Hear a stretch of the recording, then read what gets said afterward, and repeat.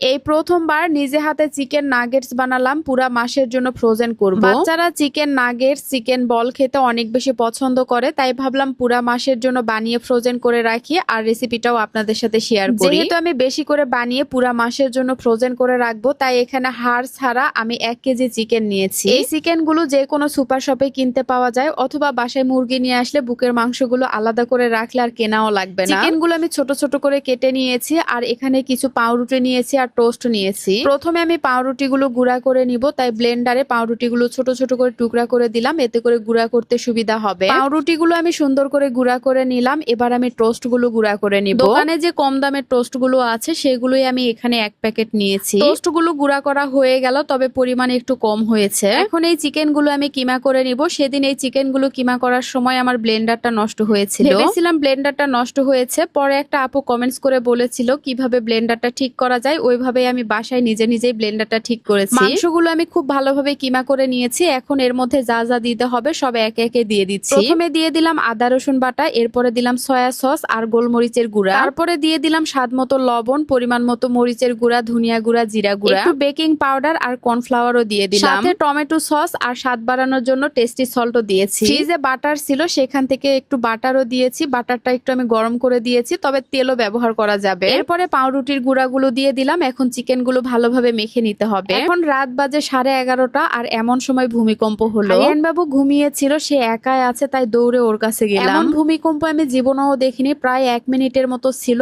আমি তো ভীষণ ভয় পেয়েছি। 7 তলা থেকে কোনোভাবে নামা সম্ভব হবে না। আলহামদুলিল্লাহ, আল্লাহ তাআলা সবাইকে নিজে হাতে বাঁচিয়েছেন। জানি না অন্য শহরের কি অবস্থা, তবে আলহামদুলিল্লাহ আল্লাহ তাআলার রহমতে আমাদের এখানে কোনো সমস্যা হয়নি। যাই হোক, চিকেন গুলো ভালোভাবে মেখে নেওয়ার পরে একটা প্লেটে তেল দিয়ে আমি চিকেন গুলো কিউব কিউব করে কেটে নিয়েছি। একটু মোটা করে বানিয়ে নিয়েছি, বেশি পাতলা বানালে আবার ভালো লাগবে না। এবার আমি একটা বাটিতে 4টা ডিম নিয়ে নিলাম, সাথে সামান্য একটু লবণ দিয়ে দিলাম। এরপরে ডিমগুলো ভালোভাবে মিক্সড করে এখন এই তো চিকেন নাগেটস গুলো ভিজিয়ে নিব। ডিমের মধ্যে চিকেন নাগেটস গুলো ভিজিয়ে নেওয়ার পরে টোস্টের যে গুঁড়াগুলো ছিল সেগুলো আমি উপরে দিয়ে দিলাম। এভাবে আমি একে একে সবগুলো চিকেন নাগেটস বানিয়ে নিব। দোকান থেকে চিকেন নাগেটস বা চিকেন বল কিনতে গেলে যতটা কঠিন মনে হয় ততটাও কিন্তু কঠিন না। খুব সহজে চিকেন নাগেটস অথবা চিকেন বল নিজে নিজেই বানিয়ে নেওয়া যায়। টোস্টের গুঁড়া শেষ হয়েছে বলে আমি বাদবাকি চিকেন নাগেটস গুলো বানিয়ে নিতে পারলাম না, তাই আবার চিকেন বল বানিয়ে নিলাম। অনেকগুলো চিকেন বল বানিয়ে নিয়েছি, একটু বড় বড় করে বানিয়ে নিয়েছি। এরপরে পানির বলক তুলে চিকেন বলগুলো আমি ভালোভাবে সিদ্ধ করে নিলাম। এখন চিকেন বলগুলো হালকা করে ভেজে ফ্রিজে রাখতে হবে। আমার বাসায় তো এয়ার ফ্রায়ার আছে, তাই ভেজে নেওয়ার কোনো চিন্তাই করতে হবে না। সবগুলো চিকেন বল আমি এয়ার ফ্রায়ারের মধ্যে দিয়ে দিলাম, আর সামান্য একটু তেল দিয়ে দিলাম। যদিও তেল দেওয়ার প্রয়োজন ছিল না, তারপরে একটু দিয়ে দিলাম, এতে করে চিকেন বলগুলো সফট হবে। সাথে কয়েকটা চিকেন নাগেটসও ভাজতে দিলাম খাওয়ার জন্য। 10 মিনিট টাইম সেট করে